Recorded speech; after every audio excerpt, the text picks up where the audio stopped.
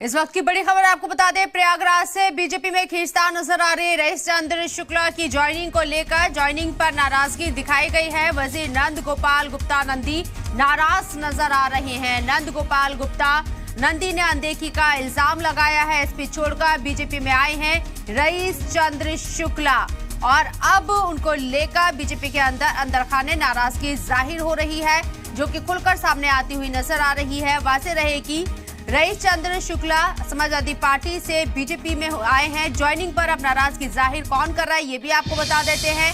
वजीर योगी कैबिनेट में वजीर नंद गोपाल गुप्ता नंदी इससे नाराज हैं। अनदेखी करने का उन्होंने इल्जाम लगाया है, यानी कि खुद की अनदेखी होने का इल्जाम लगाया है। नंद गोपाल गुप्ता ने खुद की अनदेखी करने का इल्जाम बीजेपी के ऊपर लगाया। रईस चंद्र शुक्ला को लेकर ये नाराजगी जाहिर की। उनकी तरफ से ये नाराजगी इसलिए जाहिर की गई है क्योंकि उन्हें अनदेखा किया जा रहा है। रईस चंद्र शुक्ला वाज़ेह रहे कि समाजवादी पार्टी में थे और अब बीजेपी में ज्वाइनिंग हुई है उनकी।